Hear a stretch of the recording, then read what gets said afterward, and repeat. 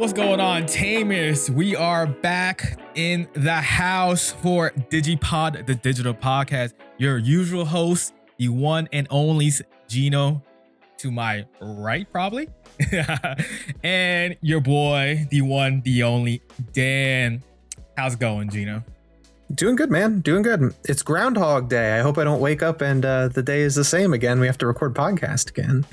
I just got done watching that movie. I watch it every Groundhog Day. We're from Pennsylvania. God. It's like a thing. Like you have to. Yeah. You have to. So it's crazy. We have two ground. I don't know if you saw. We have two groundhogs now, right? We have the one with the crazy old name with the that starts with a P. I don't know the full name. Phil, Puxatawny Phil. Yeah. That guy lives on forever. It seems like. He saw his shadow. They just swap it out. They just swap them out. I know. He saw his shadow and is predicting us to have 6 more weeks of winter, right? But wow, there's another groundhog that they're trying to coin. I don't remember the name. I just remember seeing it. He did not, and he said we were gonna have spring early. So I'm curious to see what's gonna happen with that. You know. Well, the Farmer's Almanac suggests that we would have a very harsh winter, and that recent snowstorm was pretty. That was pretty indicative of that. Yeah. So let's hope to the gods we don't have any more. What's up with Pennsylvania and groundhogs? Because like, there's also like the isn't like our lottery like a groundhog? Yeah. Like dude. Yeah. Gus or something. Does that sound right? Yeah. Something like that. I don't know. Pennsylvania is the land of groundhogs. So happy Groundhog's Day. I hope you are all. You would think that would be like our, what's it called? Our national animal, not national, but our state animal. Our state animal is not even that. So, you know. What's our state animal? Deer. The white-tailed deer. Oh, okay. All right. That makes sense, I guess. Yeah. Almost hit one the other night, so. Expected. You live in PA. Yeah. I feel like low-key, we're going on for a weird tangent. Anyways. I feel like low-key they're starting to like advance and like starting to learn to not like walk across the street, because I've lately, from when I started driving when I was like 16, 17, I used to run across immediately. Lately, the last like year or two, they're looking at my car and they're like debating about it now. so we're getting some improvements on it. Evolution in action, folks. Evolution, yeah, exactly, you know? Hey, the survival of the fittest, they say, right? We're not here to talk about animals and whatnot in PA, especially deer, because we can talk about deer all day because they're a pain in the ass. But anyways, locals, and for us, we had a case tournament as of January 31st, which was a Saturday for us. Shout out to the group Questionable Plays. So y'all see their banner, whatever you want to call it, on the Facebook group, at least to represent their tournament. They always host a really good run tournament. Outside some caveat things that happen, but that's neither here nor there. And we was trying. I'm sorry, listeners. You know, I know y'all love your boy who used to be the former host. That guy, he came with us and played some Digimons. He did. But for the first time since the last case tournament that he went to. So that was like 2 or 3 case tournaments ago. No. He played once in between. That time he went to that one locals with us. Oh, yeah. That was like last October or something like that. Or like August. It was something late. It was a while. Yeah. At least 4 or 5 months ago, maybe. So I tried to get him on the pod today so he could talk about his experience and stuff. But he doesn't like y'all anymore. He doesn't like doing podcasts. He doesn't like Digimon. He said he hates it. And he doesn't ever want to be on here. He's just here to edit. And that's why, you know, y'all get podcasts late. You know? Yep, he's just going to edit and he collects all the money. He doesn't give us any of it. He just collects it all. Hey, Gino, have you seen any money from our YouTube videos? I haven't seen a single dime to my name. And I've been doing this for longer. Cent. My wallet's like... When I open it up, there's dust and cobwebs. I don't know if you ever watched Naruto, but when he was a child, he used to be like poor, and then you opened his like frog wallet, and it would just do that every time. It was so funny. Yeah, that's what it's looking like over here in the DGU coffers. Yeah, we're broke out here. True. But all jokes aside, no, he had a good time.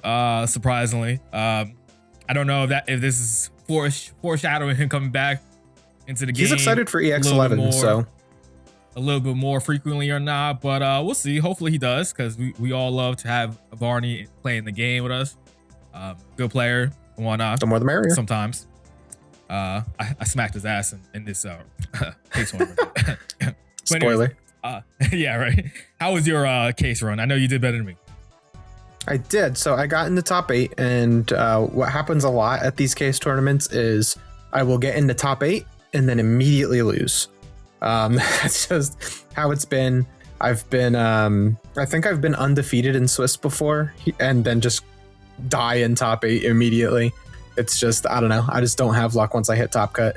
I think the best I've done is second at these case tournaments, because they do one for every major release. Shout out to Questionable Plays. Dan said it already, but they always run a nice tournament.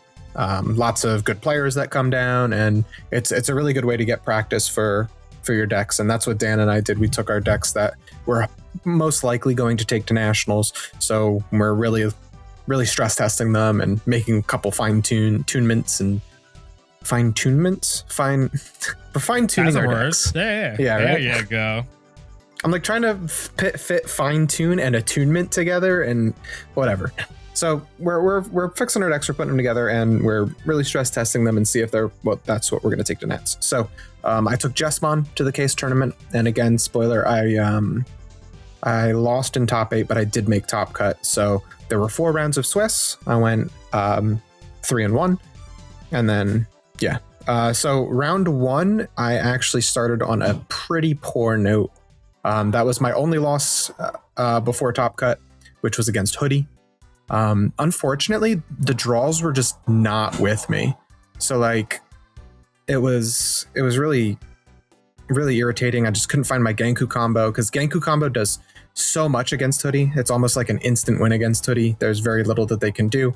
The guy I played against was playing an option heavy version of Hoodie, but yeah, he would, even if I had seen the combo, I'd be able to ace him, I'd be able to do stuff. So it was just unfortunate. The one time I did see Jesmon, of course I hit Comet Hammer out of security. So it was just unfortunate. My draws were not in my favor. That said, the rest of the day went very swimmingly. I didn't have any matches where I felt like, oh man, I'm like turn 2 doing the full combo, or like I'm really cooking out here. But I also only lost 1 more game the rest of the day. So, what does that say, I guess, right?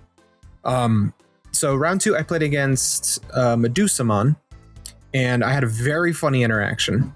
I got the Genku combo, set up my immune board, and then my man goes, Medusamon. Medusamon effect, summon petrification tokens. Now there are immune blockers on my side of the field. And because he's never getting through all the blockers, at one point in this game, I had 6 petrification tokens on my board that he could not remove. And then I was just starting to block with them, because they're basically just blockers, because they only can't suspend on my turn. So they can still suspend on his turn. So I'm just going to block. I'll take the security burn, because you're never getting through, because you can't win with piercing, as we all know. So it was really funny. I was just like, yeah, okay, I'm making me more blockers. Go for it. It's really funny. Fun interaction. Yeah, when I told Dan and the rest of the guys, they're like, holy crap, I never even thought about that. Yeah, it's very funny.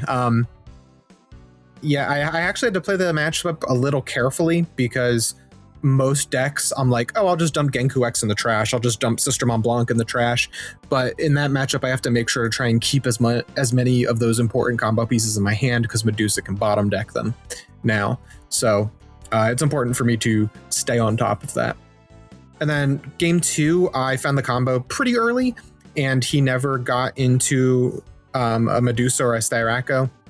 That game, he just had really unfortunate draws. I remember he had a situation where he had 2 emblems on the field, but could only play 1 Owen, so he could only trigger 1 emblem, and he couldn't climb up into what he really needed to do that turn. And then I just bodied him the following turn. Round 3, I played against Galacticmon. Yes, in today's age, Galacticmon still running around. He was also 2-1 like me at the time, and it did not go well for him. Galacticmon does not do good with Swarm, and the only way he's killing me is with the option, and he's only killing my lowest. So the most of the time, all he's doing is killing off a Sistermon. I have decoy token, I have decoy blanc. I remember at one point I'm like, I pushed out early because I'm like, I'll be fine because I have decoy blanc. So I pushed out, I went into Savior, popped one of his Vemmons or whatever, and then next turn he went into Destro and tried to pop my Savior. I was like, cool, decoy. And he was like, oh man, people always forget that Sistermon decoys. And it's like, I always forget that. Most people do. They're like, oh, the token definitely has decoy, but they always forget about LeBlanc.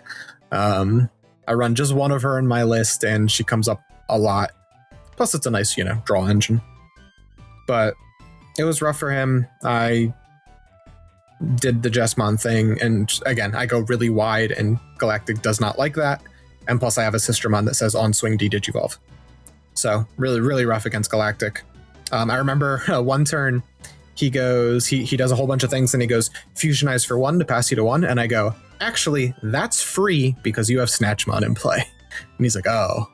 So then he had to pass me 3 and I was able to do a whole lot more with my turn. I was nice about it though. I was like, you can put fusionize back in your hand if you want. And then round 4, I played against the deck that bodied me last case tournament when I played Jesmon.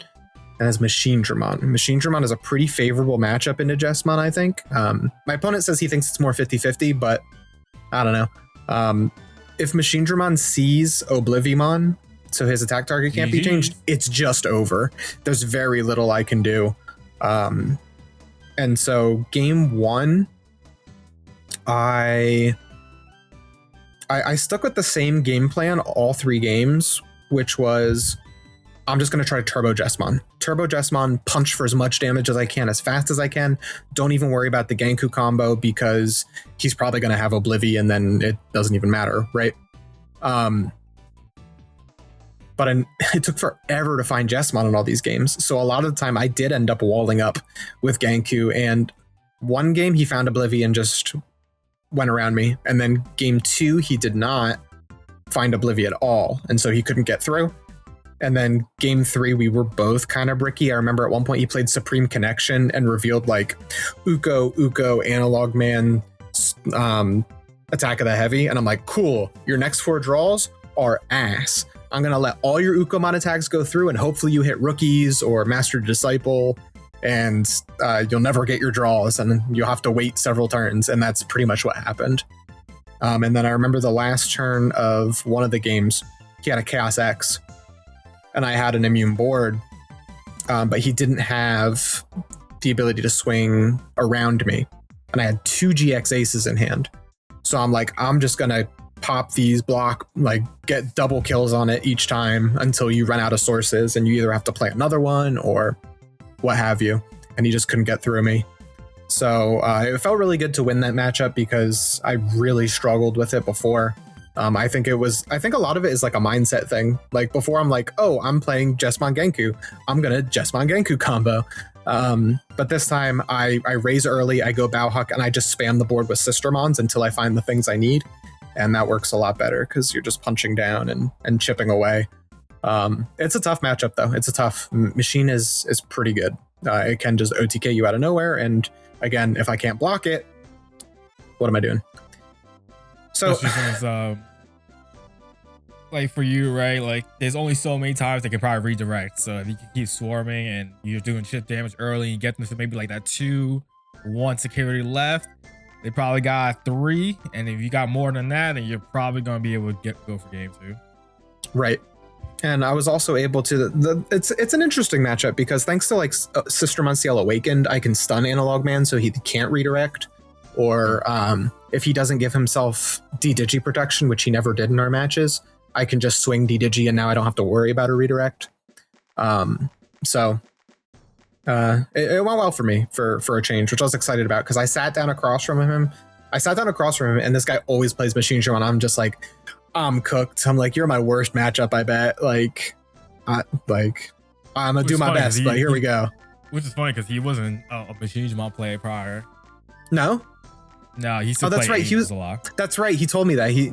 At the end of the match, I was like, I feel like we played before you played Machine Drum, but I couldn't remember what you played. And yeah, he was saying that he played Angels. Cool, dude. RIP Angels. Hopefully they come back at some point. I like Angels. Digimon rules. But okay, so I got that. I was happy. I made it into Top Cut. I was feeling good on the day. And then I played against the most cracked Mastamon player I've ever played against. He had everything so quickly. Both games, he 2-0'd me in very fast fashion. Both games, he did whole big combo and then ended on ruin mode, passing me one after clearing my board because I never found my immunity combo. And I remember both games, I was able to do 1 chip damage, and both games, they were 5-cost Murray as first check.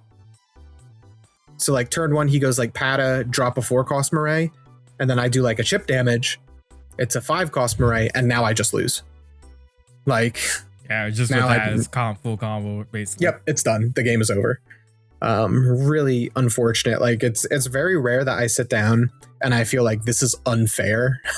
But like I honestly don't think there's anything I could do in that matchup to play any better. It's literally I just needed to have found the pieces faster and have not hit Murray. Like maybe I should have not attacked at all. 5-cost. Yeah, probably your best bet was not attack at all. But the 5-cost Murray, them getting that for free is what kills, because that allows you to DNA pretty easily, and then the 4-cost one allows you to do other shenanigans as well. So like the combination of both. So you go Pata, and I'm sure he probably hit on the Evo from raising, free Evo, free memory. The Murray's probably put him to like at least 3, and then that's a 4 right there. Evo into the Angeloma or late deck for 1. Affected the 5-cost, play the other one for free. Yep. And then you're just off to the races like that. Yep, and that's exactly what happened. He cooked me both games. He did pass me turn back, but at 1 with ruin mode and no board, like there's nothing I can do against that. Nah, so, not at all. Like I can't even drop Genku because I can't get a Huckmon on the board for the reduction. Like, true. There's literally no play around that. I just lose. One of the games I was slow. I'd never found my pieces. I played a Crimson Blaze to knock out his body and save me a turn. But the next turn he was able to play things by effects. He just popped off and there was nothing I could do. Like it was really, really rough. So I walked away from that X1 in Swiss and then dropped out at 8. I got half a box. And unfortunately, I didn't get a single hit from that box. So the person who got the other half of the box got both hits. So good for you, buddy. But no luck for me. I didn't even get another Danning Cannon. I really want another Danning Cannon. They're like $10 now. I should have bought a couple more. But yep. That is what it is. Dan, how'd your case tournament go? Not the best, not the worst. In between, very mid. Partially my fault though. 100%. Can't even say partially. It was my fault. So I went 2-2, unfortunately. Especially weird because normally they're like 5 rounds.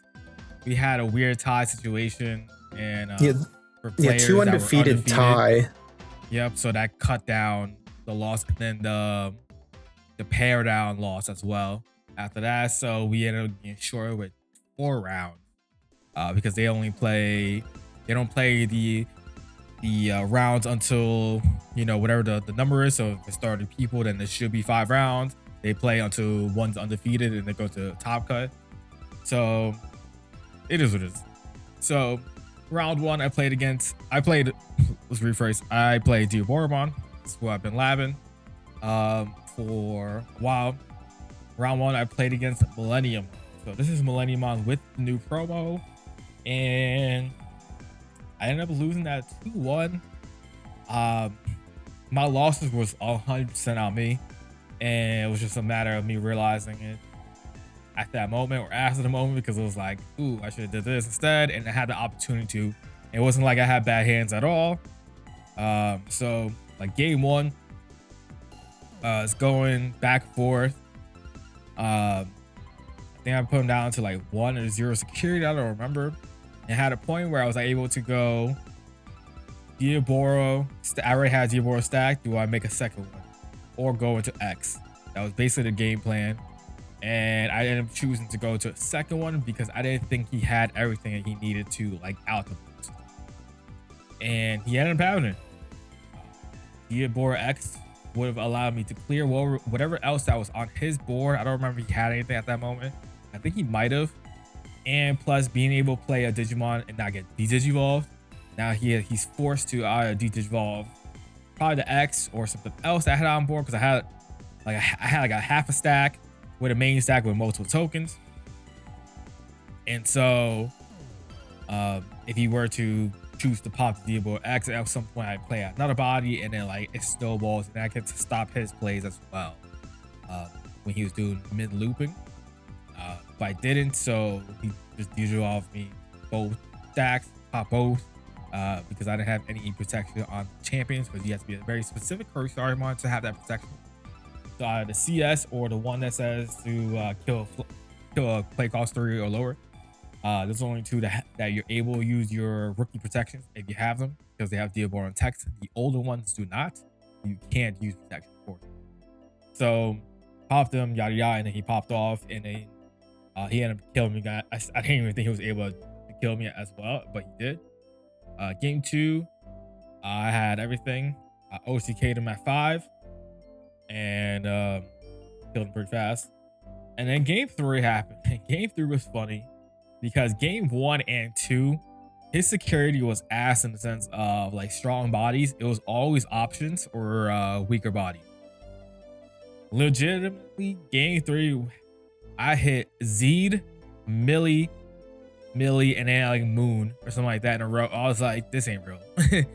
Like, and that ended up like, normally I wouldn't mind, but because it was back to back, it actually cooked me, because like I would have maybe like 1 protection stack. So I'll kill, all right, cool, boom, and I end up dying or something, or it stops my plays. And so quite unfortunate. And I had a point where I had X on board, but I had no Diaboromon. And I made the misplay as well, not thinking about what he could potentially loop. And when it comes to the BT20 Millenniumon, the DNA effect to place cards on top of the deck, I trashed, because he went Moon, Millie. I had 10 cards in hand. I had to trash 5. I ended up trashing another Diablo X because I had one in my hand already on board. Not thinking about the consequences of that, he ended up choosing the Diablo X versus my other Diaboromons. And this game, I was stuck on Diaboromons. I didn't have no Diaboromons except that one, I think it was, something like that. That was in trash already. And so that ended up cooking me, because he would have been forced to place the 6 if he wanted all the memory back to loop back around. And then I could have reused that with the X, the combo, like kill a token, play, or whatever. And then do shenanigans. So I didn't do that. And then the other big misplay was not scrambling when I should have. When I had a Diablo in trash with the Diablo X, especially on my last turn that prior to me dying, I should have scrambled, put the Diablo on top. I had a token, so I swing whatever, pop the token, play the Diaboromon out, effect, because I had the one that's the alters when an unidentified dies, I could play a token. So I had that. So common that I could deal with his board state that he had, because his board state was not good. And so now it comes to him. If he has it for another Millenniumon from his hand, and he has it. If not, then I'm in good shape and I potentially could win the final turn. I did not do that, so that I put myself in a bad situation, of course, in that game, and I ended up losing because I couldn't deal with the Moon Millie that was on his board, because I died in security when I could have did something different. So I ended up losing that. Round 2, I played against Akuya. I ended up 2-0 in this person. Game 1, I had everything straight up 5 5 checks, and then went X game. Game 2 was kind of funny because I bricked, but I ended up opening with like double trainings. Double trainings did not lead to any rookies though. And I ended up having, I ended up playing another 2 more trainings, and then I finally found a rookie. And then I legit just won because after that I found a rookie, then I found Carrot X, and then I raised, and then everything's free, one cost. And then I just swing out because I had that with like double errata, rush, everything. And it was just game at that point, and I cleared his bodies prior to that. So nothing too much about that. Even with Sakuya with the, what's it called? The Mandela insecurity, which he had, didn't really matter because what are you gonna do? Kill a token? Great. What are you gonna do? Neg a Diaboromon? I'm still alive and I have protection, so it doesn't matter. So there's a lot of things like I feel like I have a really good matchup against the Sukuyamon deck because of that, and having DP neg protection when if it matters during certain times, which it can, is really crucial. Round 3, I played against Royal Knights, aka Barney. I ended up winning that one 2-0. Poor Barney. He got the swarm like that. Like I haven't played 10 tokens. I haven't had 10 tokens on board in a game in a long time, and that was that's crazy. Yeah, that was game 2. So game 1, he dropped Medieval on me early, and I was a little bit stuck because I didn't have the right cards to out the Medieval. Medieval is not hard to deal with in Diaboromon if you know how to deal with it. The issue was he dropped the Medieval, and he also had, I think, Magnum on board. So like if I climb up to the CS Diaboromon, I cannot deal with the Medieval. So what I ended up having to do, I ended up wasting a turn or 2, and I had my second Carrot X stack raised, and I had plenty of memory. So he did that. He has swung over whatever prior, and so it was suspended. So because of that, I was able to play Armageddon because he suspended my Carrot X. So now I'm attempting to kill it. I let it die because I knew that was my play. And so I played Armageddon. I swung over his Medieval, and now I'm free. Now I can do whatever I want. That's basically what happened. And then he didn't see Omekamon, the good one, I guess you could say. And so I just OTK'd him at that point. And then game 2 was, I would say, more of back and forth than game 1 was, because like it was just Medieval, and then once I cleared the Medieval, that was it. It felt like game 2, we're going back and forth, but I ended up having like double errata, and then I started spamming the board like crazy. And at one point, I had like 3 or 4 tokens with a stack, and then I ended up making a second stack, and then he X-summoned me, and then he suspended like 5 of my Digimon, which is funny as hell. That's crazy. Because him suspending 5 Digimon, because I think it's like up to 5 Digimon tamers you suspend. I think it's 5, yeah. I still was able to swing and still had bodies to swing. Hilarious. And then because of that, since he stunned me, basically, I couldn't kill him that turn. I ended up spamming like another 5. So I had a point of 10 tokens on board with 3 Diaboromon stacks. That's insane. He ended up going to last Evo to Jess Ace, or he yeah, something like that. He had Jessmon GX on board, which I was like, sure, that helped you at that moment, but that's free memory for me. I'm gonna de-Digimon at one point. So that's basically what happened. So it was like a free 5 memory, and then like I popped off, killed the X. He put Xmon underneath it, and then I'm still dealing with the Xmon. And then even though I couldn't win that turn, the following turn after that, I think I ended up winning. He dropped Omekamon, and I was like, I know what you're trying to do. Blah, Armageddon. GG's. You ain't getting you're not getting no Evo effects there, buddy. That's so rude. Legitimate, the moment I dropped the Armageddon, because he saw me move because I had like 5 memories or something like that. I went like 5 to 2. He was like, scoop. And then like he was like, let me first see it first, but he knew I was dropping Armageddon, and then GG's. So my opinion nowadays, because of Carrot X, because of Diabor X, and Armageddon, obviously, I think it has a really good matchup into the Royal Knights where you can just outpace them and outbody them. And with all the protection you have now, where you're not afraid of the Omni X popping now.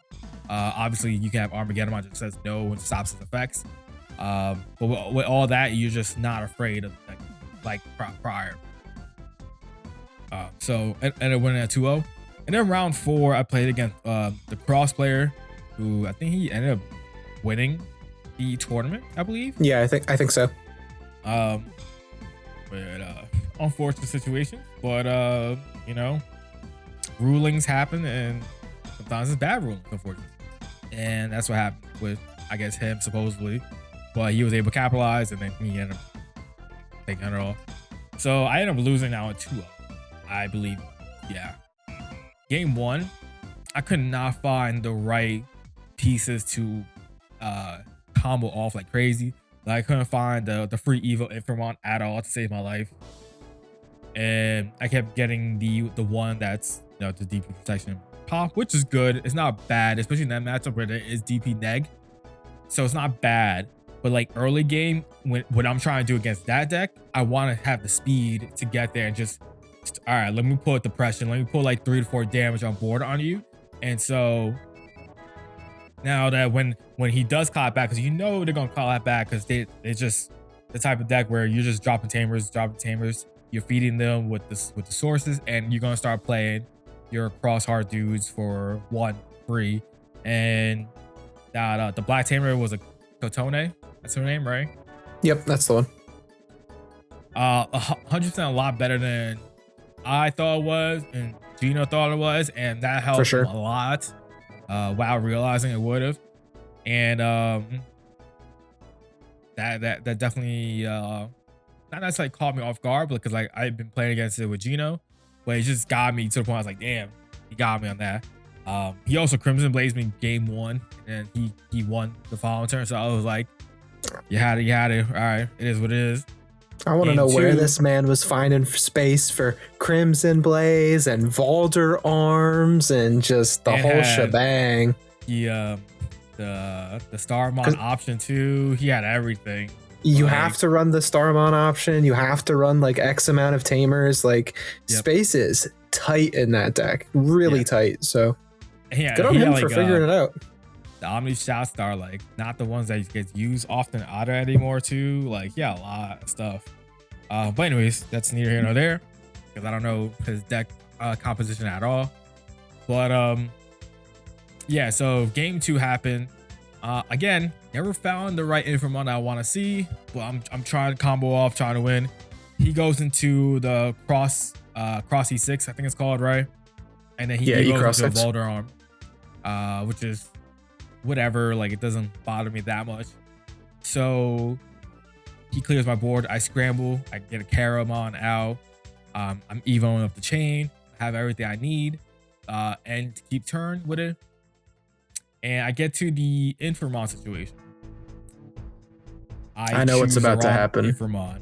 Yeah. Because I forget about partition on the stack, because I thought, oh, he can't partition because he only has 1 Digimon, 1 level 6. And so I didn't even think about it. So I was like, psych. My original thought was to, because I have the one of Infamon that Digivolves on body. And so the original thought was like, I'm going to Digivolve it. Then I was like, oh, wait, if I Digivolve it, then he's going to probably save all those pieces back or whatever. And I was like, I don't want to have it happen. So instead, I go DP neck protection. And then I go Infamon. I go Diaboromon, play token, pop. And then he goes partition, plays out the 2 bodies. I was like, because I forgot. The correct play would have been Digivolve the Valder Arm. And then I go Evo CS Diaboro. I go play token, Digivolve again. And then from my understanding, I believe Z Greymon doesn't have save. So all those pieces would have been gone. I feel like I don't remember, but I don't remember seeing the Z Greymon being the second one down. But that should have been on me to make sure he placed them correctly. And there should be Omni Shout on top, unless he didn't have everything. I'm not sure. I don't remember. Oh, Omni Shout. So if I kill Omni Shout, then it doesn't save. He saves 2 things. Yeah. Okay. That's what I was trying to avoid happening. So I should have did it that way, and who knows what happens after that. He wouldn't have had a board at that point. I don't remember if I was passing turn. I think I was passing turn when that happened. Again, don't remember. And who knows? I probably could have won if that was the case, because if he didn't have anything in his hand or whatever he needed to like pop off or whatever, I don't know. But I didn't do that. I got a partition and got cooked for it. The classic. That was my unfortunate run. Definitely some learning points that I took from it. Did some adjustments that I'm trying right now, and we had locals, and my locals run was a lot better than it was my what's it called, case tournament.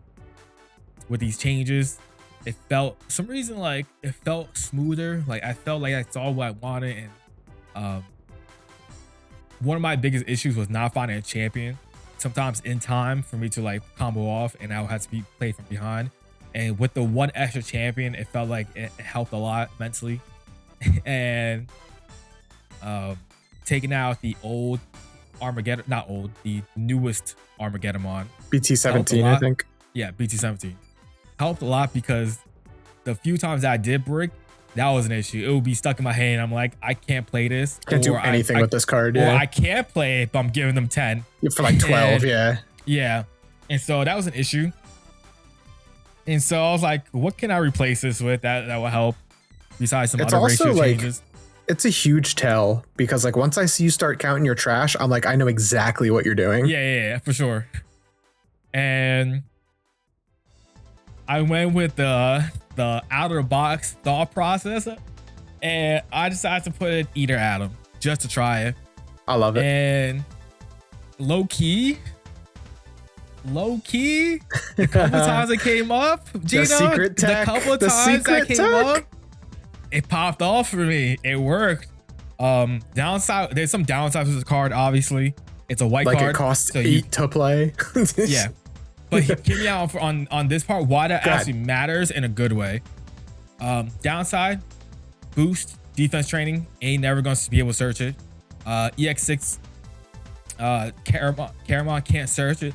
But CS Caramon, if it were to pop up, I can't search it because it says CS or unidentified. So you never play that card with that. CS Caramon? Don't you only ever Evo him? I don't think I've ever seen you go for the CS search. Yeah. No, it depends on. So let's put it like this. If I have the choice of early game search, I'm choosing the one that trashes, because then I can fill my to set up errata. Yep. But if I don't have that choice, then I'll gladly play it and then get my search off that way. Gotcha. It's just it's always like I'll have both Karas, and then that's why I choose that order. Makes sense. Specifically. But anyways, and then so it's white. It's a 4-cost Evo on errata, so like that sucks too, because a lot of times you probably be past turn. But if you have Memsetter errata plus a BT5 errata, wherever that set came out, that's enough. It's 4 memory. It's 4 memory, and you can Evo over an errata and then kill it, and then keep turn. It's 10k 2 checks, so that can matter. That actually popped up for me in tournament play. It doing kind 2 of a checks. beater. Yep. Yeah, and it pops 7k or lower Digimon, so that's some ultimates and down, which is pretty good. So that means it can combo off with CS Diaborn, because CS Diaborn is about popping the lowest. So if I already killed the lowest thing already on board, so that means CS Diaborn could potentially kill the biggest thing on board, which can matter. At that type of combo happened against Gino, playing Dark Masters. We'll talk about in a bit. And it's also a way to get an errata if I trash that errata, the CS errata, off of the Caramon search. If I hard drop it, I can get it back from the trash by place underneath it when you play it, and then when it dies, it'll come back out. So you're always going to get guarantee a tamer on board, which is pretty good. So I like the little the synergies that it can have with the deck. So why 8 cost matters, and you're like, damn, that's a lot. It matters because if I'm playing against a TS deck, none of my deck is able to play something that is that makes sense where you're playing and you get any value out of it. Armageddon was a good idea for that, kind of, to an extent, but it's just too much and you need to have a very specific setup. This, if I'm at 3 and I'm bricked out and I know you're TS and you have things that can pop off, if I give you less than 4, I can go play this out, get a tamer underneath it, maybe potentially pop something and put you at a 5-5 situation. And now you don't get any effects and now you're forced to, manually use that memory. So that's why I think it's good in that sense as well. Being able to do that. Is it something that by Nats comes around, will it stay in the deck? I don't know yet. I'm still in the process of trying to play test as much as possible with it to see if it's actually like legit or not. Chat, go in the chat right now. And I need you guys to convince Dan to put parabolic junk in his deck because he will not do it. Tell him that parabolic junk is better than Eater Atom or whatever other card he could put in that one slot so that he can cook me even harder with it. Okay, like, come on, man. No, Eater Atom's cool though, and the one thing you mentioned it the other night when we were talking about it, maybe you just forgot now, but it also gets you a double redirect. So if you Evo on top of, or if you play it and you get the memory setter errata, he has redirect as an inherit. You redirect into it and it dies, and now errata is alive again for him to suspend to get the redirect. Exactly. that can potentially come up. I don't know if it came for you at all, but it's a consideration. Yeah, for sure. So locals run. Round 1 played against Dinos. 2-0. Nothing to talk about really. Just OTK'd him pretty fast. He had a board of level 5s at one point, and he didn't go to Dino at one point. I just cleared it and then went for game. He went to Digimon game 2. And I was like, oh, you got DJ protection? He was like, yeah, all right, cool. I'll just pop anyways. Fortitude, attempts to pop. Psych, I got protection. And then I went to Diabor X after that and then killed it. And then OTK basically after that, called it a day. Round 2, played against Gino. Sam, I mentioned before, he's playing Dark Masters. Dark Masters is an interesting matchup. If I'm slow at the gates and he's set up perfectly, it is very hard for me to deal with the deck for the sense of they just have a lot of ways to deal with things. And if I'm not getting tokens out, spam boarding, then he's controlling my board, then it becomes an issue for me. Game 1 was more of a grind than game 2 was, I felt like. Yeah, we were on game 1 for a while. It's rare that our matches last a while, but that's just the nature of playing a control deck. Yeah, War of Monzimon is the new go for the deck. Like that card does so much for the deck. And then when you get to the point of like end game where your face-up security getting hit out, and playing out that War of Monzimon is so good. Like, you get so much value off it every time it happens. It's really, really good. He ended up having he had a double APOC play where he played both APOCs. I did. That was pretty cool to see because you can see that happen more often now with the War of Monzimon. Prior, you just don't see that happen at all. To be able to play for one, that's how much the War of Monzimon matters. So he ended up doing that, popped off. It was crazy. Maybe it wasn't a full 4, maybe it was 5 because I remember I gave you a lot of memory and then you had.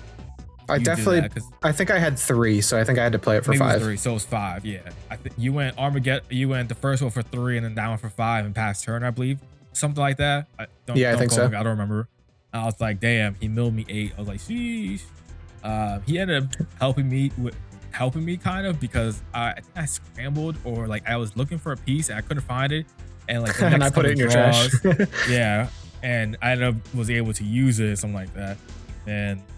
I cleared board after that, and then you also dexed me. I don't know if it's the same I had game. a free dex mon, but dex.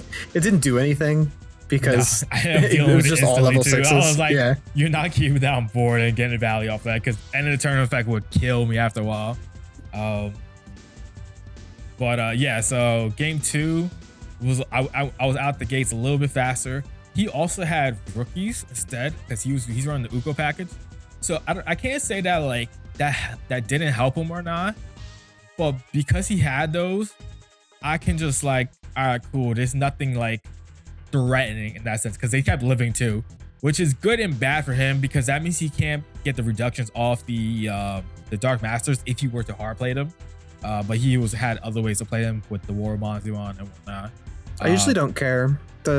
I'll talk about it a lot in my run, but real quick, it's so important to find Warumanzi that Uko is literally just there to find them because there's no other way to find them other than drawing into them. It's like Spiral Mountain, or like if you play Lady Devi or any of the Searcher 5s that bottom decks them. So Ukomon is literally just to find Warumanzi. And honestly, a lot of the time I won't even swing Uko, because then I'll do my Uko, I'll find my Warumanzi, and then I'll slam Lady Devi or Giga, and then kill Uko to play my Dark Master to the breeding area.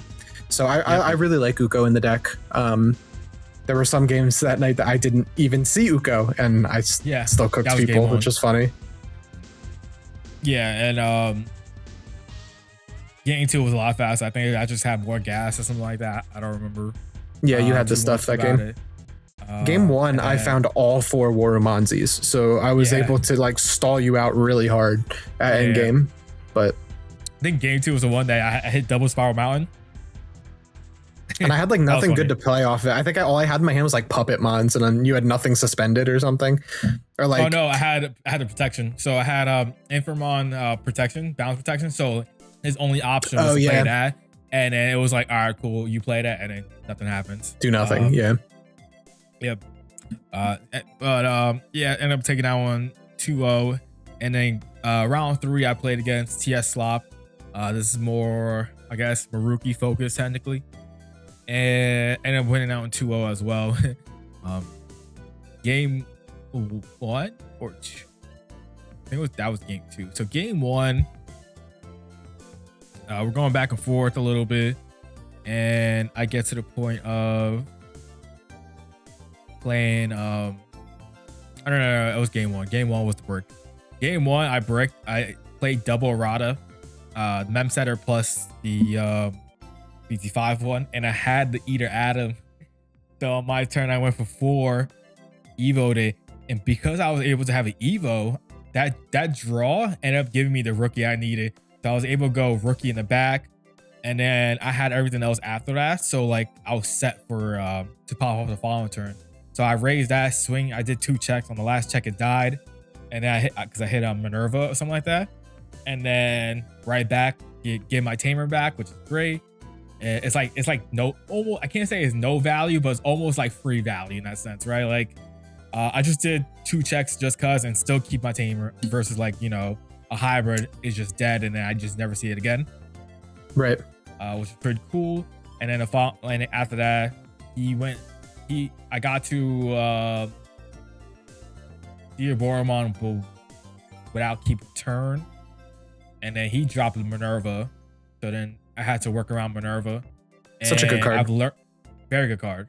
I've learned to work around Minerva with Boromon because a lot of times if they're already at low security, I will just swing all tokens instead and let them chip, because if you're eventually gonna have to block with that Minerva, which means now it won't die, which means I don't get Digital, which means I can start swinging with bigger bodies.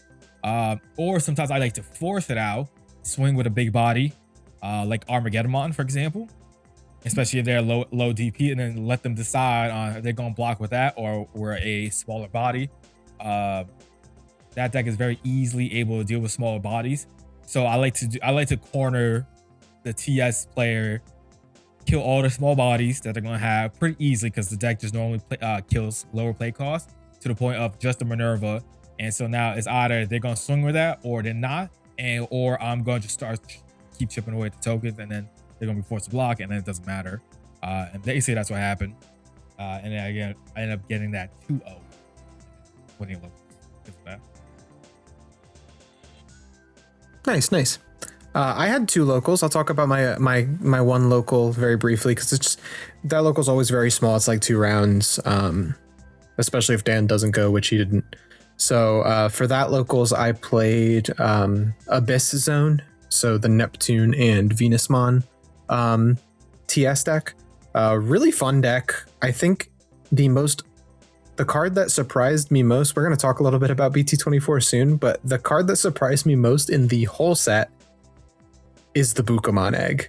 That egg is cracked and enables so much extra damage, enables OTKs in some versions of the deck, enables surprise swings for games out of nowhere. The deck is really fun, but I think Neptune is the star of the show more than Venus. I think I'm going to switch my ratios in that deck from, I was on 3-3. I'm probably going to go 4 Neptune, 2 Venus. And then I think I'm on 2 Minerva as well. Just because Minerva is such a really nice piece. Like playing her for 7 is just so nice. And she offers a lot of utility and defensive abilities. So I like Minerva a lot. But game 1 I played against Jesmon. And I remember at one point he raised out. He ended on Bauhuck and didn't have anything to go up. But he had training gems. So he ended up playing 2 Sisters. The Bauhuck played something off of his effect. And then he's like, all right, I got nothing else. So I'm just going to go for a swing with Bauhuck. Do a chip damage, get a draw. And it was like in between theater or something, so it lived. I raised my Goma, Evo for free a new Ikaku, stripped his sources off Buka, and then off of Bauhuck, and then by the end of the turn, I went into Neptune and I said, bottom deck all of your Digimon with the fewest amount of sources. So I just board wiped him because he had nothing with sources. The Ikakumon is the GOAT, really good card. Jamming on face, strip 2 sources and stun something. Really good. So good we actually have a good Ikakumon. Like that's one of the cards that Bandai will just not print a good version of, and we finally got a good one. I guess the adventure one's okay too. So that happened, and then game 2 he just did not find the combo. And the Neptune deck can go really fast, especially if you're focused on Neptune. Being able to Evo for free into Diver and then basically always having protection is crazy. Anytime you try to pop something, I'm like, okay, suspend Neptune. Now what? You know, I remember he played Crimson Blaze on me when I had Neptune, Ikaku, and like 2 rookies. Ikaku is 6k on face and I had Homeros, so he was 7k, so he doesn't touch that. And then I just used Neptune protection twice, and now it's my turn again. And my board stays the same. And he's just like, oh, I guess I just lose now. I'm like, yeah. Really cool. The second round I played against Jupitermon. He was playing proxies, but again, we're a chill locals there. So he was playing Jupitermon, and without Aegyokus promo, I just don't think the deck is a real deck. And he would go up his chain, kill himself to get there, and then I would just punish him for having few security. Like, Jupitermon is great, like, to stabilize, but if you can do more than 3 damage a turn, it's like... And so many decks, especially the strong decks in the format right now, can do more than 3 damage a turn. So it's like... I don't think Jupitermon is it until you have the Aegyokus promo, which just started getting distributed. Got 1 down, 3 more to go. That card is very good. So once that comes out and we actually have it, I think Jupiter will be an actual threat then. As for the locals that Dan did go to, our usual locals, I had the round 1 bye. So I went and I got my Indian food. I wasn't super hungry, so I just got an appetizer. Got some samosas. Samosas are great. Not the drink, right? Because isn't that a drink? A samosa? A mimosa? Yeah, mimosas. Yeah. Mimosas. Right? Mimosas are a drink. All right. Samosas are a dumpling. And they're delicious. They're delicious. Chat, go get yourself some samosas. It's basically dumplings with like mashed potatoes and peas. They're freaking awesome. And they come with like an awesome like tamarind sauce and stuff. Delicious. So I got some of those. And then round 2, I played against Dan. Dan kind of already talked about it. I will just say it's very hard matchup for Dark Masters because A, he swarms, and B, I'm playing like 1 removal a turn, maybe 2 if I was able to get a setup in the back, right? And I think one of the games I just did not find Machine Dramon at all, which is probably my best answer to the deck in general. Yep. And so without Machine Dramon, I don't have Digivolve active, and I can't really deal with his stacks. Like, ooh, cool, Piedmon, but you have like 2 to 3 protections. It's like, even if I play something and then raise Piedmon and swing, it's like I'm really only removing things twice, and you probably have outs to it. So it really, really like halfway through game one, I should have just scooped, like knowing it was over. But I'm like, I have all 4 Warumanzis. I'm just gonna play this out. I am truly I'm just gonna play this out kind of guy. It's very rare that I'll scoop even when things are dire. I want to play the game. Okay, I just want to play. So we played it out, and then game 2, Dan said he went pretty fast, and I remember my hand at like the end of the game was like Matt, Kari, Spiral Mountain, and just never had a good time to play any of them because my memory was I'd have to pass turn to do it, and it's like, okay, do I play a body and actually like do something with the board, or do I play a tamer and hope I'm not dead next turn? And that's the downside. That's the downside of that deck, is that if you don't play those tamers turn 1 or 2, maybe 3, they're just stuck in your hand. Yeah, you got to get them out early or be lucky enough to have them in security. Like, yeah, maybe there's an argument for running like Island of Adventure or something. I don't know, but space is so tight. I really don't know where you'd fit that in. I'm actually thinking about going down on tamers and going up on. I really like Dark Dramon Ace, but I'm thinking about taking it out completely and putting just more puppet aces in, and then swapping Lady Devi for Cherry. That way I have black and green always, so puppet can go on top. Right. So you either go Lady Devi and Giga, so you can always go Darkdra, or you go Cherry and Giga, so you can always go puppet. Yeah. Like, what's Cherry's inherit? Do you remember? Is it piercing? Yeah, it's piercing. And puppet ends up being a blocker, which is really nice. I know puppet would have done a lot of work against you, so yeah. Maybe puppet's the move. I don't know. I'll play around with it. Dark Masters is very quickly becoming one of my favorite decks to play in the game. I love the direction they went with this deck. I love the playing from security. APOC for 1 is the best thing you'll ever do. Okay, if you've never played this deck, pick up the deck for like $5 or less. $20 is probably like probably less than that. Like something like that. All the cards are rare except for APOC. So like pick this deck up for like the $10 it is, and throw it together and just have fun. Super fun. Especially if you go to locals a lot and you have like Warumanzis, like that's like the most valuable card in the deck, like to play. I don't know what it's valued at, but I mean like value in terms of you playing it. So like if you have those cards, just throw it together real quick. It's so much fun. You will not be like, I'm not a control player, but I love that deck. So like if that says anything, then go for it. And then round 3, we had a new player at our locals. He was playing Sukuyamon. He grabbed two Sukuyamon starter decks and mashed them together and was ready basically. He also had Kuzuha promos, and that card is mean, man. I forgot what it did. I'm like, oh man, he can just recycle Amethyst Mandala from trash. That's crazy. Now he's got 5 Amethyst Mandalas in his deck, or however many Kuzuhas you have, right? So that was pretty crazy. I'm like, oh man, that's kind of annoying. But Dark Masters is a skill check deck first and foremost. And if you are new to the game, if you don't know how to play around it, you will struggle. And that is exactly what happened. He wasn't really sure what my effects were, and he didn't really ask me what they were. He was putting -9 on my bodies that couldn't swing and were just going to die anyway when I was trying to deal with his board. So I'm just slowly chipping away. Game 1, MVP was Metal Sea Dramon because he was only ever keeping 1 stack on the board. So I would just raise Metal Sea, always stun that body and stun his Rika, so he could never suspend Rika. He could never suspend his 1 stack. And I just chipped away that way. And then game 2, and I also always had Machine Dramon. So when he had a stack, it was just stunned and tiny all the time. And it was just really rough for him to play around. He was like, how do I play around this deck? Like, control decks, man. They're mean.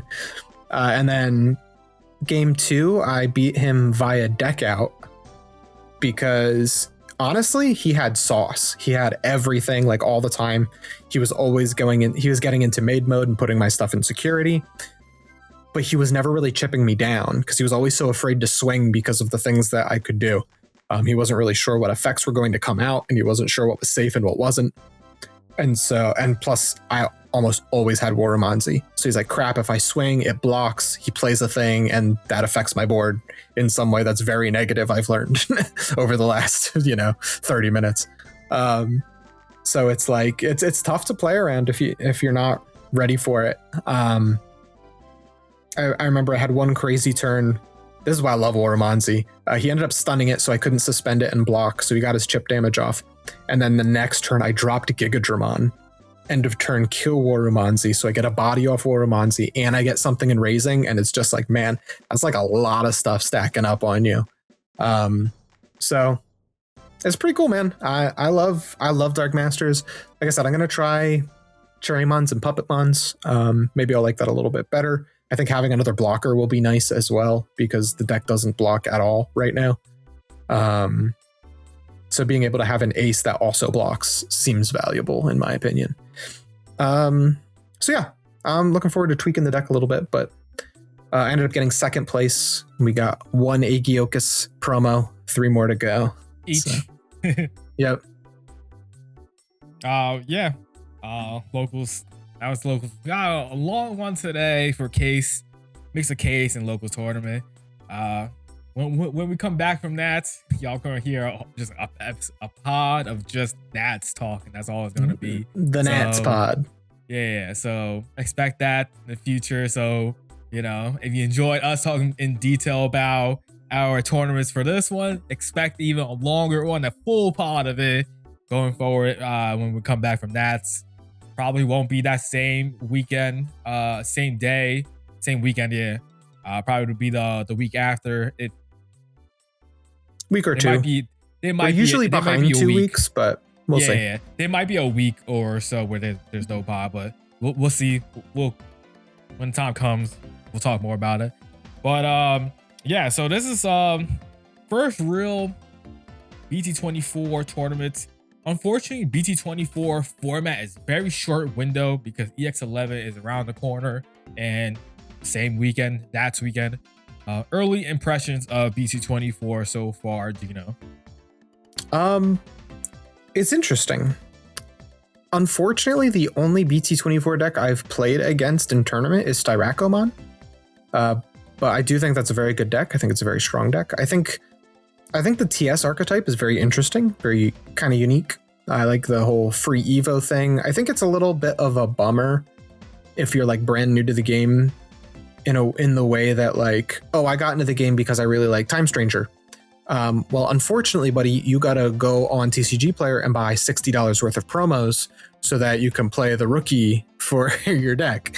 So that's kind of a bummer.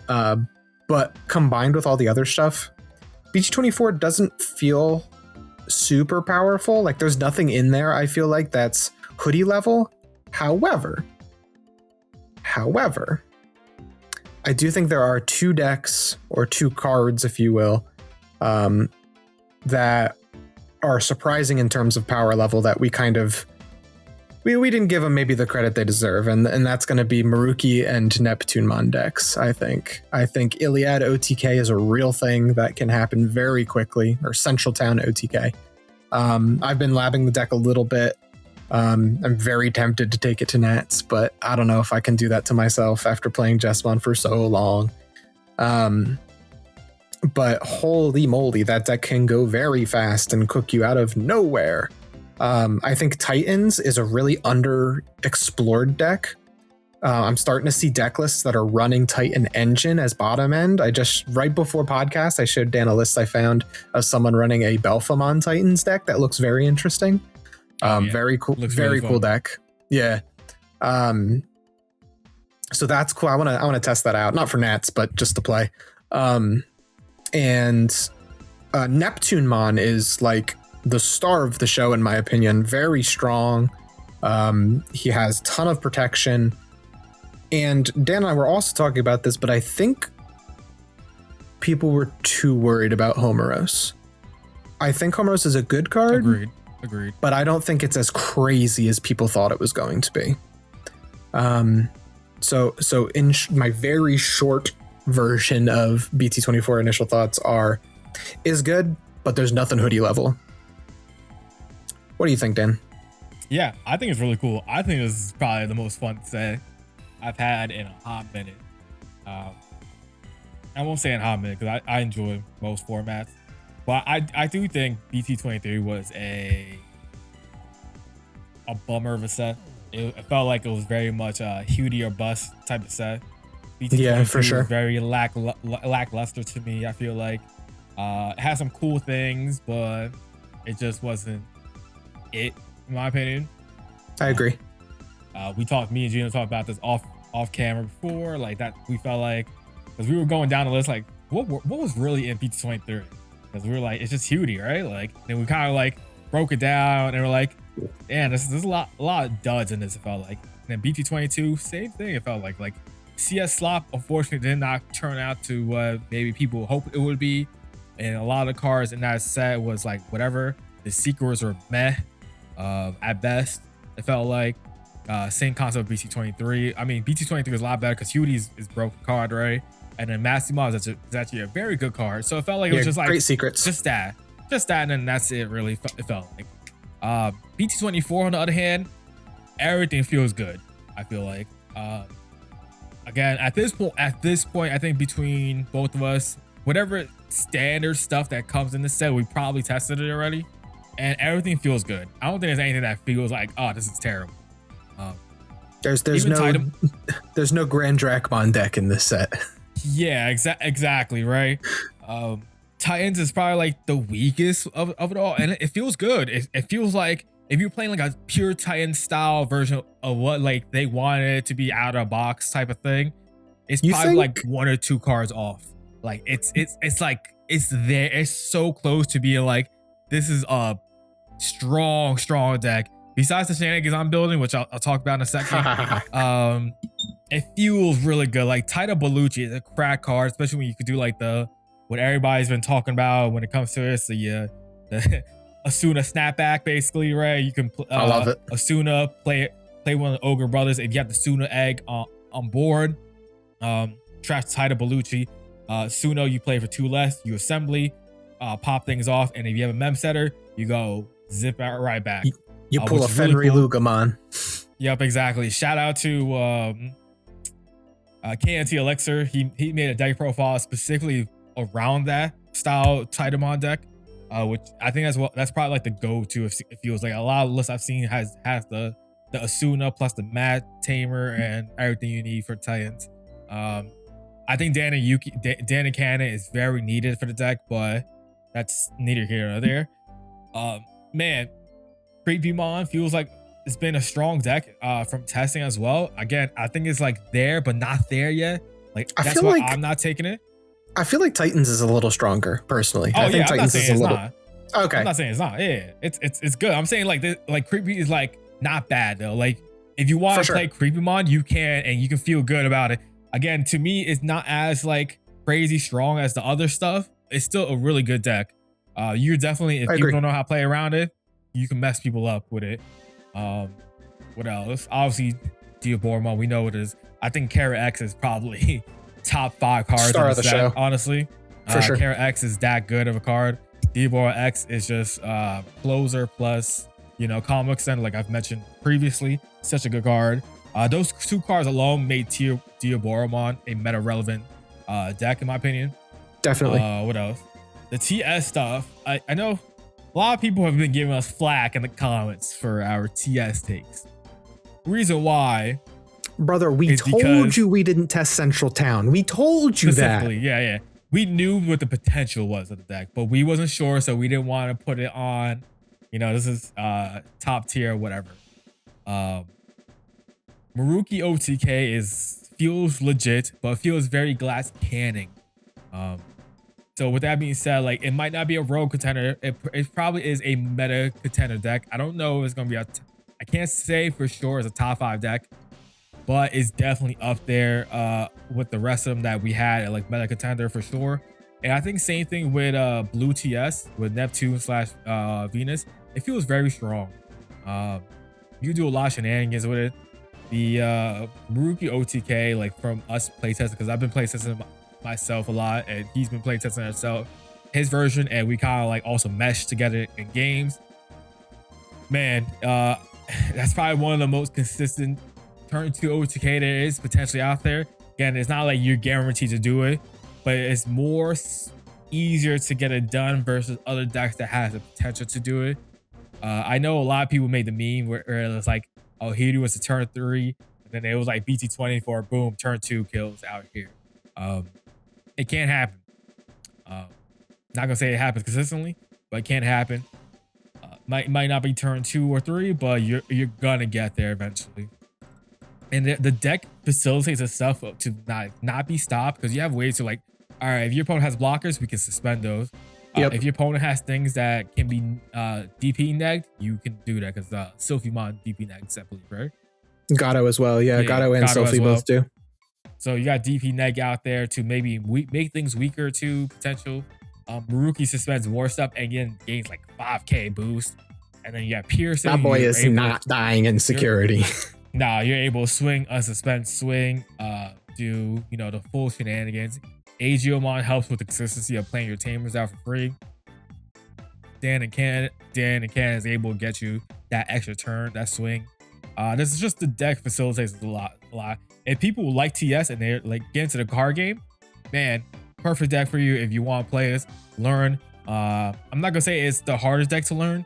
It's not the easiest deck either, but it's you learn a lot of the good stuff that you can learn about, you know, the mechanics about the game with that deck. Marukimon is, I don't know if I can say the best Olympus 12, but he feels pretty strong. Maybe the strongest. This is how I kind of like named all of them. So we have 5 or 6 Olympus 12, 6 of them, or is it 5? Are you just talking about in this set? Yeah, in this set. Yeah, this set. Maruki, Venus, Neptune, Minerva, Jupiter. So we got 5, right? Okay. Cool. Right, there's not another one? I'm not missing anybody? Don't think so. Yeah. I don't think so. 5. Yeah. So to me, it feels like just for those 5, Neptunemon is probably the best generic Olympus 12. Minerva is probably the strongest OTK style aggro Olympus 12 one. Minerva is probably the best utility. Like, you're not gonna build a deck around her, but man, she's a great support of everyone else's deck. Like, if you see any TS very splashable deck, you're gonna see that as like the 2 of. Ain't gonna be the main 4 of or something like that, but you're gonna see it in the deck, and it's just, all right, what can I do to maybe not die this turn? Cool, we'll play this. We're gonna get a bunch of blockers and rebooters on board and DigiGuard your opponent, and they tried to deal with it. We're gonna do it again, basically, which is really, really good. Venus feels like one of the better control aspects of them, stripping sources, stunning Digimon, whatnot. And then Jupiter is the best, its own thing. Jupiter kind of plays by himself in the corner. Exactly. I don't think you're gonna play. I don't think Jupiter is good mixed with the others. I think it's fantastic if you're just playing Jupiter. Yeah, all the other Olympus, you can splash them together like in almost any order, but Jupiter feels like you need to be focusing on Jupiter. Yeah, which, you know, if anybody play TS, you are the star of the show, right? Agiomon is not working with them, so it kind of makes sense that it works on its own in that aspect. Dina hit it on the head when it comes to Homeros. I feel like Homeros was overrated as AF. It's still good though. Good card. Don't get me wrong, great card, and it's getting taxed. It's getting waifu taxed for its AAs and whatnot, I'm sure, but it's cool. But it's a good 2 of. It's not going to be your main 4 of any TS deck, which is what unless you're playing that Mega Zoo version. Yeah, that's probably the only way. Which is really cool. And for those that like Mega Zoo style decks, this is good for you if you like it, right? It's not as efficient as like the others, obviously, like Royal Knights and 7 Great Demon Lords, because there's no like egg that says, hey, your plays are reduced. They have their own conditions you have to meet for the 7 drop, which, and they're always 7. Yeah, in some cases, sometimes it's better to hard drop. Like, if you're first in a deck that has D-Digivolve, You know, GG's, right? Like you just can't do anything with it, right? But man, they're definitely really good decks. And with that is like a combination with all the older good decks. It just feels like a good mix right now. Like I feel like Styraco, you mentioned before. Styraco, I know we had Styraco lower than people thought it should be, and it should be higher, I think, than where we put it, but not. It's a meta contender. I don't think it's necessarily like top tier best deck. It's so funny. Someone mentioned this today to me. We're like, "What do you do? How do you deal with Styraco that's on the board?" Digivolve. The deck has fake protection. Right. And what I mean by that is that you're not protected by like Digimon effects, period. Your Styraco has the protection, and you're able to deal with the Styraco and force the armor purge or force it to de-digivolve or something like that. It's gone. You can deal with the rest of the Digimon on board, including that Medusa, pretty easily. And I think it's hard for them to recover from that situation. The problem with the deck right now is that it doesn't have any draw. There is the only draw it has is Elizamon pitch to draw 2. So like you're digging and that's it. There's no draw on your climb except for what you're evoing. So like it can be a little hard to get the pieces in your hand. One of our buddies played Styraco for the case tournament, and I was talking to him about that. And he's like, yeah, there's just, you search it or you don't got it. Yeah, for sure. Definitely feels like that. But I mean, having a trash one draw 2 is pretty good. That's your main consistent piece.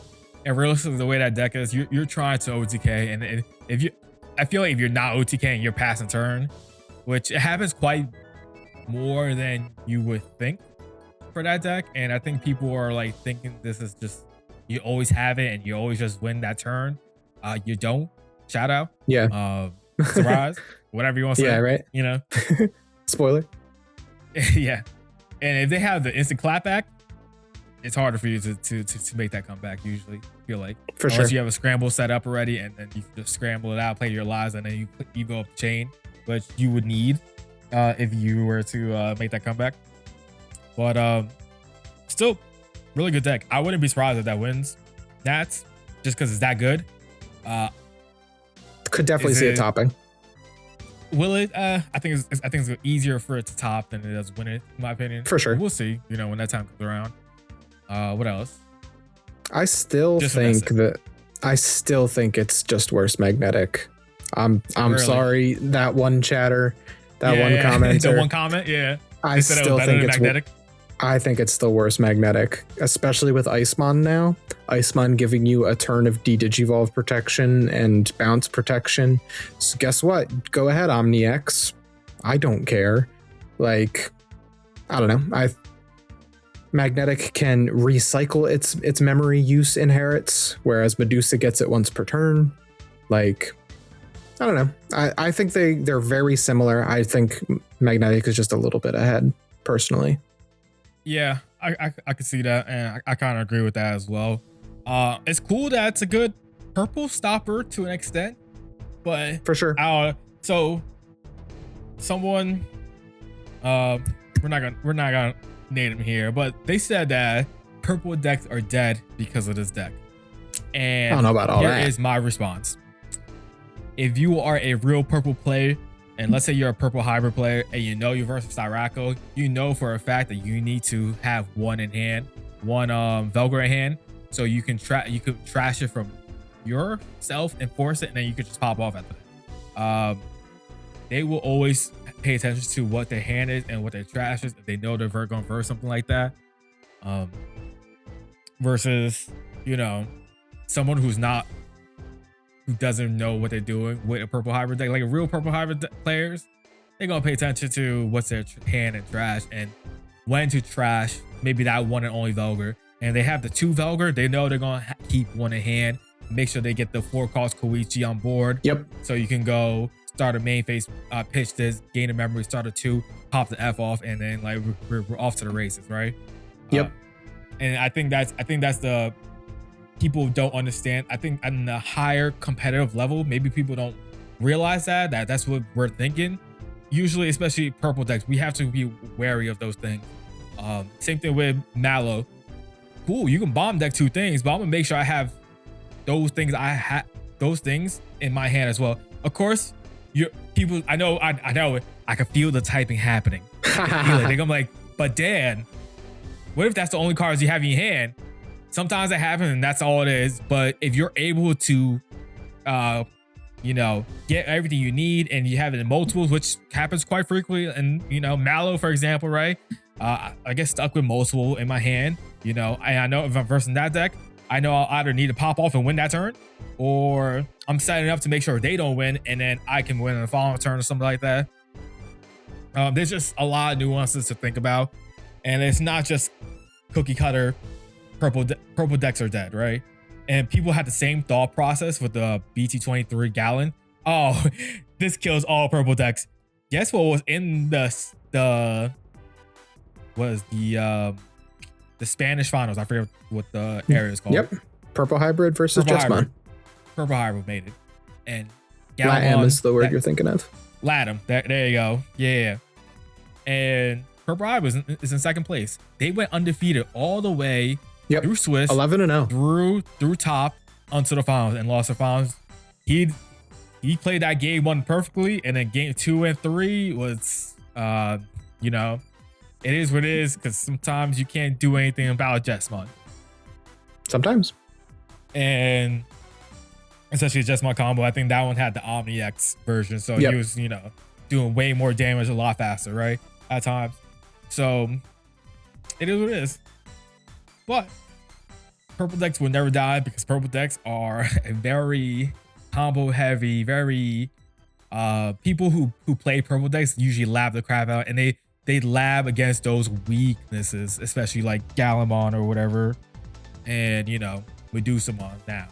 Medusumon, it's gonna hurt sometimes, but if they know what they're doing, they can deal with it. And I expect that to happen. And that's because I'm guaranteed we're gonna have purple hybrid players. Ain't no question for sure about it. When it comes to definitely. That. But what else? In this set, that's pretty good. I think, I just think it's good. It makes it feel like it makes it feel that Hewdy has contenders. I think that's what I was trying to think of before. It makes it feel that it's like not just Hewdy or bust. That's what this set feels like. I don't know about you. What do you think about that aspect? For sure. Yeah, like Dan said, we had a long drive back from the case event, so we were talking about all things Digimon, as we do. And we're just looking through and we're like, man, this set was really like Hoodiemon and Mastermon and nothing else. With this set, it definitely feels like there's a lot more. There's a higher number of strong cards. The set doesn't feel like a dud. There's some really cool, like we said a little bit earlier, like people are starting to experiment with throwing some of these TS cards in other archetypes, like Titan's Belphamon or like Neptunemon in aquatic decks. Like there's some good cards that still synergize with other archetypes that you might want to play, you might want to try out. You got that new Sylphimon, go ahead and build, Hawkmon, Salamon, DNA. Yeah.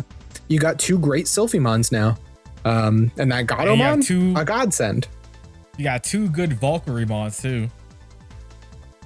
Yeah, that is true. Like, go see what you can build. Go see what you got. Like, I think there's a lot of room for experimentation in this set. Dan's got a spicy Titans list that he's been working on.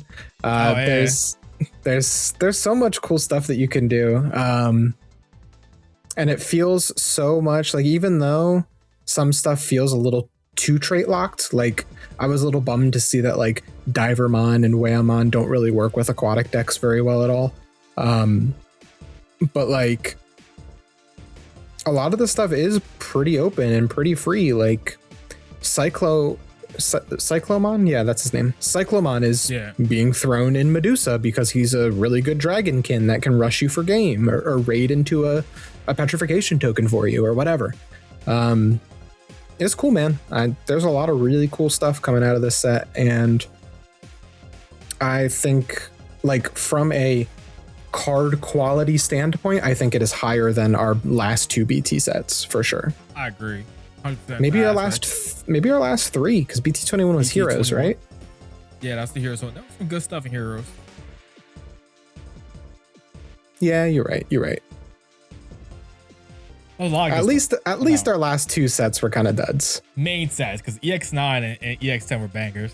Yeah, I'm talking about BT sets, not EX sets, not EX sets. He said we're not even comparing those sets. No comparison. Yeah, no, I agree. Yeah, definitely agree. And speaking on that list, shout out to oh god, what's his name? Valley Boys TCG, I think it is. The one dude is named. We were talking about Kage CK. Shout out to him. He made a Ogre Rush. I think he called Shrek, getting Shrek, something like that. That was a video. Naturally, because he had hit me up. He had hit me up about it and talked about the whatever pod I had mentioned about jokingly making Ogre Rush, whatever that pod was. So that was like 3-4 pods ago at this point. Sure. And I just didn't put like the actual thought process into it. And then he was like, "Yo, you can do A, B, and C," and I was like, "Oh wait, but then you could do D for game, right?" And so basically, what the combo is that if you have about 3 memory, you don't need to be at 3. You can be at least 2 memory with it. You raise EX1 Ogremon, and again, I mentioned this last time, but here's the combo you can do. You swing with that Ogremon. You have the Suno egg underneath, and usually it's going to be I think it's like BT18, 19 Goblimon, the one that says when card is trashed from your hand, you gain a memory. So whatever set that one came, I know it's a BT 17, 18, somewhere around there. Anyways, so you swing, you trash Hyugamon, affected a Sunamon, you play the Hyugamon for 2. Affect the Hyugamon, you play out, you trash a card, you give EX1 Ogremon jamming and blocker. So now you're doing 2 checks at jamming. Then you go Demon Disaster, unsuspend the EX1 Ogremon and kill the Hyugamon. EX1 Ogremon is not a once per turn effect. So you go swing, trash another card. Now you're doing 3 checks at that point. And then at that point, you put them down to 0, and then you go arrest Demon for game. That's the main combo line for it. And some people... It seemed relatively consistent. Some people I was talking to about it was like, "Oh, you're just trying to live in Christmas land." Brother, I did this shit like 5 times yesterday, and this was all in one day of testing with it. You're not necessarily, maybe not always gonna go, turn 2 and do it. That's, you just had the perfect start, and your opponent decides to give you 2 to 3 memory with it. But turn 3, I had it pretty easily. Turn 4, if they were still trying to set up, and I go pop off and do it. And the cool thing about it, because you're playing Titans, you can, if you don't do that, you can just go, all right, let's go Scopolucci, effect, trash a card, go into Titanmon. Now I'm doing the normal Titan shenanigans, playing out bodies, getting to Titan Bellucci, and then now I'm clearing board, potentially executing, yada, doing all that cool stuff. So it's really cool. And mind you, all those main pieces that I just mentioned, it's really, 5 card combo if you want that specific Goblimon, but you could use any of the ones from BT24. You have the one that's a 1 cost Evo if you raise it. A lot of times you're having a purple training or purple mem boost, so like you have ways to benefit it, and you're gonna be running a lot of boosts, a lot of trainings. That's the whole point of the game plan. So try to do that OTK. And it's very easy. Downside, it is definitely glass cannon. If they decide to get like a 6K blocker at that point, and Mechanori, my beloved. yeah, Mechanori, you're cooked. You're cooked at that point, right? So instead of doing that OTK, you got to kind of switch it up and do something else. So now that changes up your game plan at that moment. But if you have those other pieces, like I mentioned before, you can do the switch up instantly. That's the cool thing about it. So you're able to go, all right, I'm going for this turn kill. Turn 2, I'm raising. Oh, I can't because such and such is on board and I have to deal with that. All right, cool. We're gonna go. You go either arrest Digimon, swing 13K over something, raid piercing, or Scopolucci, pop 3-4, and then climb up. And I think that's what's really cool about the deck. I'm still tweaking things here and there to see if it's actually like real or I'm just coping with it. But the fact that I was able to do it, like 4 or 5 times yesterday, makes it feel pretty real because, you're running 4 of all those important cards. Demon Disaster, 4 of, because you just want to see it. 4 restaurants because you want to see it, 4 Hyuga, you want to see it, 4 EX1 Gobbly, and so on. And then those other consistency pieces, just 4 of, so that you're not like, ah, damn, I'm missing my 2 of card. Well, it's a 2 of, it's harder to see versus a 4 of. Right. So that's kind of the idea. It's very Yu-Gi-Oh-esque in that sense, where you just run all consistency pieces and all the main pieces, and then you open your hand, so you hope for the best, and you draw those pieces for the game. Same concept in that aspect. Really cool. That's why we mentioned before, Titans has a very unexplored thing, and I just did something that I knew that could potentially happen, but like didn't know, and it works. It was cool, and I think what we're seeing, because Gino mentioned before, is you can use Titans as a sub engine to facilitate other bigger game plans, which seems pretty cool. And we're definitely gonna try that Belfie list. So like that gets me thinking, like, all right, we can try different things with this and do cool shenanigan purple things potentially, which seems pretty fun. Definitely. Which is all about. At the end of the day, we want to play Digimon because it's fun, not because, whatever, right? Unfortunately, BT24 is legit just Nats, and that's it. There is no other tournament besides that. The reign of Vortextramon is right around the corner.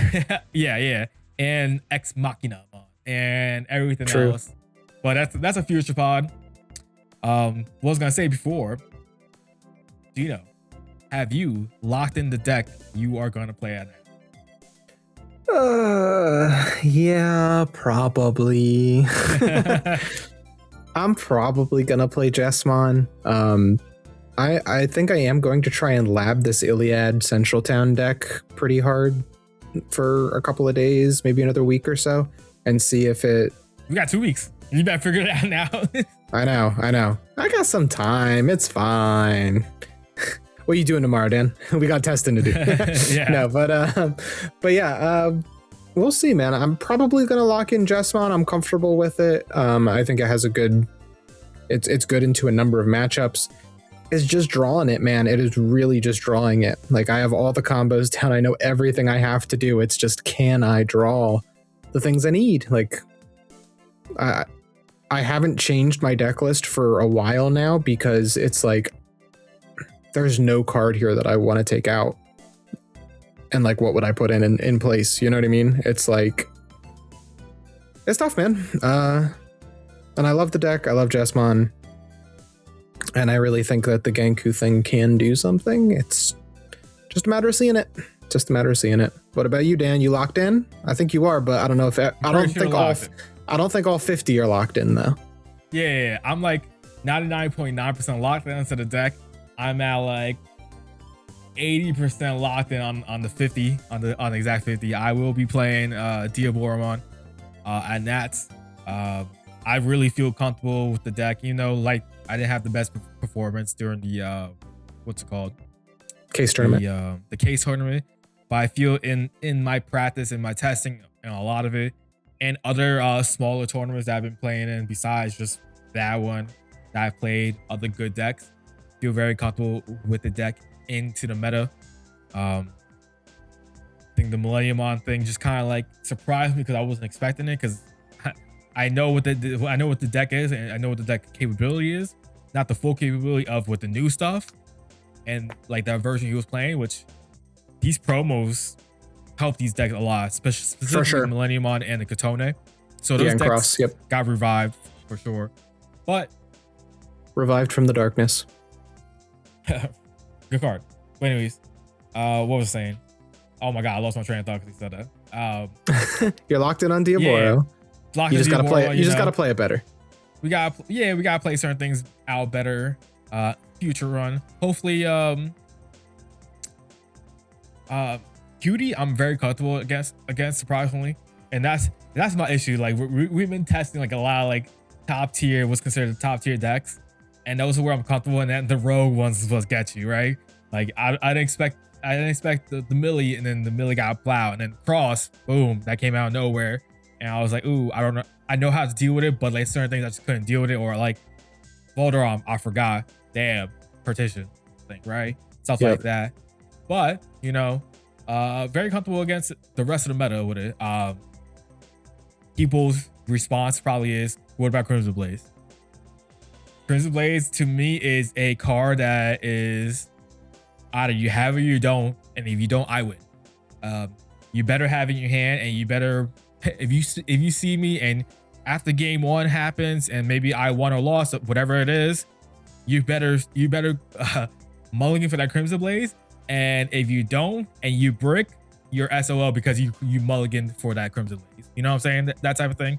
And if it's insecurity, it's insecurity. I can't predict that. I can play around it, you know, make sure my tokens swing first prior to my bigger stacks, so I get those checks off, stuff like that. And I have ways to deal with the Crimson Blaze if it happens. That's why Diablo X is a godsend, because if you do get Crimson Blaze, you can have follow-up because of Diablo X, which is pretty good. And yeah, if I run into a Jessamon, Galamon, Styrakumon, even Royal Knights or Cross, I'm prepared for that. I'm okay with the results. If they have Crimson Blades every single game and I lose because of that, it is what it is. I know if they don't have Crimson Blades, I'm winning, and that's how I feel about it. When it comes to red decks, at least, and then everything else in the what I consider the top tier meta, I'm pretty comfortable. Even with the Iliad stuff, there was some things I learned with the OTK rookie version that I was like, ooh, I gotta make sure I have A, B, and C when I know I'm versing this deck. But like Jupiter, pretty cool with. Neptune, I have no problems with it in my opinion. Maruki OTK, I can't help if they have turn 2 God. If they got it, they got it. Which is pretty easy for them to get at times. But if I'm set up for it, I know I can counter their play, which is good. And anything else that came out from that set, creepy, like we mentioned, not a hard matchup, pretty easy to deal with. Massimon is a deck that I know I can deal with, but it's something that I gotta work a little bit more to certain nuances. I gotta make sure, because choke points. That's why I look for a deck when I'm playing Diablo, because certain interactions I have to make sure I know, and I just want to make sure I'm good on those interactions to know. All right, I know there's a choke point where I can F up their plays and do A, B, and C on their play and stuff. Like Jessamon, to me, I know the choke points. And Gino knows I know, so when we play test, we kind of like counter to counter in a sense, and so it becomes to the point of like, all right, who actually has the real counter in this situation? Yep, Dan has a great Jessamon knowledge, and I have great Diablo knowledge at this point. So if we face any of those, we're probably looking pretty good. Yeah. Yeah. To the point that like I know if I see example real quick, if I see Huckmon and Bao Huck in the back, I know I can cook that stack, because they have to get hard drop Ganku. And if they don't hit hard drop Ganku and they go save your Huck, I will interrupt their plays, and like their whole play is dead. And they're basically started from 0 and so on. It's certain things I know I can deal with. And even if they do the Ganku, I'm not afraid of Ganku, because they're going to give me a lot of memory, which means I can build a big wide board as well. And then it comes down to, do you have Crimson Blaze? Yep. And if you don't, then my follow-up could be better than yours if you can't drop another Ganku for the game. So that's basically what it comes down to, that aspect. And then everything else, like Gallon, for example, right? I can trick them into thinking they're okay, because I raise before they do. And Galamon players like when you raise before they do, because they want to pop your stuff. A lot of value, which I'm giving them the value and the memory. Well, I'm taking away their bodies. And so if they don't have a Growl X at that point, and when they go into the War of Growl, I get to pop their body, or Digivolve, pop, whatever. And then now they start from square one again. And that might be just enough memory for them to not be able to. Yep. So there's a lot of different cool things you could do in a lot of these matchups where I've learned. And so I feel pretty comfortable with the top meta decks. And Magnetic Digimon, I gotta have Armageddon on as soon as possible, or just win faster. Like legit, that's all it becomes. And stuff like that. But yeah, I'm excited. I'm still tweaking things like we mentioned before. So we'll see how. All right. Well, yeah. I don't know if there's much more to say. That's pretty much our BT24 chat and our last little thoughts on Nats, because it's right around the corner. Kind of crazy. We'll be on a flight very soon. You have fun. Yeah, that is very true. Hopefully with no bad weather. Yeah, right. They were calling for snow in our area there. I guess we'll see what happens. We got time. Meteorologists don't know anything. Like I said, it's Groundhog Day. That one's about a weatherman who doesn't know that the snow is coming. He thinks it's gonna blow it up. All right. Guys, thank you for watching this episode of DigiPod, the digital podcasts. Pop in the comments, talk to us. We always love to talk to you guys. Tell us how wrong we are. No, but for real, we love to check the comments, and we read every single one of them. Dan and I both do. So Varney does too. Sometimes he'll pop in. So let him know how he is a scrub. Yeah. Let us know in the comments. If you reach all the way in, let us know. What are your thoughts on BT24? If you like it, you dislike it, tell us all about it. Also, if you're going to Nats, just give us a shout out, say what's up. Say hey. Let us know what decks you're playing, or what you think you're playing, because it's interesting to see what people's thought process is during this time frame when it comes to Nationals. Everybody has their own thought process. For sure. With that being said, we'll catch you on the next one. Peace out. Momentai.